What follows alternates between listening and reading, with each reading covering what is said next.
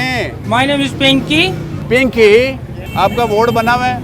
Yes, किसको दिया था पीटीआई को दिया था। और आप किसको देंगी? अभी पीटीआई को देंगे। क्या वजह है? इमरान खान ना एक सिंसियर आदमी है, मुल्क के लिए सही है वो। हाँ, उसको मुकम्मल तौर पे ना गवर्नमेंट करने देते ना 5 साल, पूरे 5 साल, 5 साल करने तो देते। वो फिर कुछ ना कुछ बदलता। उसको ना मसला ये हुआ उसके दौर में कि कोरोना आ गया, हाँ। वो सारा कौम को एक्सप्लेन किया उन्होंने खिताब। अच्छा पिंकी, इमरान खान को कोई नसीहत करना चाहेंगी आप?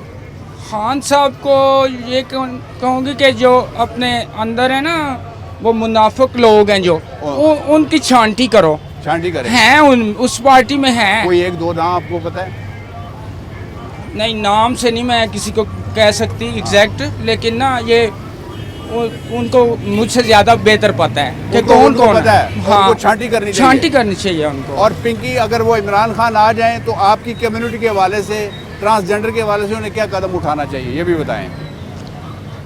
हम पे फोकस करेंगे, अच्छे अच्छे कानून तो देखें, कानून सारे लॉ असेंबलियों में बनते हैं लेकिन उन पे ना इम्प्लीमेंटेशन नहीं होती ना, ये वजह है।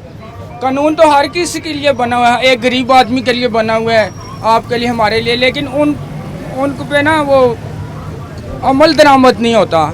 हर जगह वो पैसा रिश्वत लेकर छोड़ देते हैं। पिंकी, आपके शऊर को, आपके ख्यालात को मैं सल्यूट करता हूँ।